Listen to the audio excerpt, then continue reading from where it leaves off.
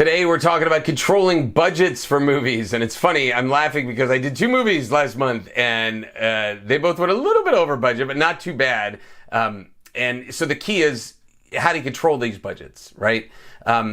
It's there's no, let's say, how should I say this? There's no exact science for this, except there are things you can do to stack the deck in your favor. So what happened, I'll tell you, in the last film that kind of pushes over budget was rain, right? And that could happen because that could make you add extra days. And in this case, we had to buy big tents and we had to buy a bunch of things that the weather dictated that we did, so that was where it came out of nowhere.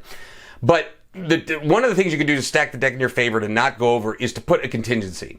For years, I would budget a very small contingency, and I'm starting to make that bigger and bigger as the movies go along, right? You should really try to look at it as a 10 to even 20% contingency. That would be fantastic, because then you know that that's money in reserve that you may not touch, but most likely you'll need to chew up, right? You'll most likely start needing to eat into that contingency.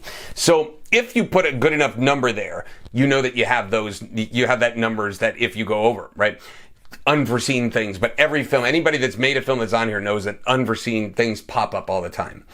The second thing to do is to have a line producer that's looking at all these numbers in the budget and being like, this number, when you hand that person the budget, or say it's you handling the budget, the number that you have in there is the top, right? You want to get lower than that. And any ones you can beat, you're just adding more budget to the overall production value, right? So if it's X amount a day and you're able to get it for 75% of X, that's great. You just save that. You save that 25% on that line item, whatever it is, right? Catering or something like that. You have a $10,000 catering budget and you're able to get it for $7,500. Woo! Fantastic. You just saved $2,500, right, on your film. So it's a little tougher to do with crew numbers if you go, this is the top, right? But you just note that is the top. If you start paying everybody, more than what you have in the line item budget, that's a mistake, right?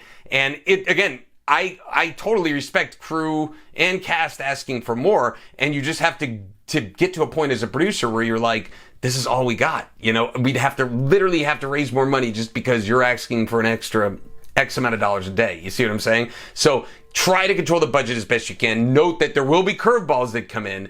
Be honest with everybody and, put that contingency in. That's going to help you and maybe save the day.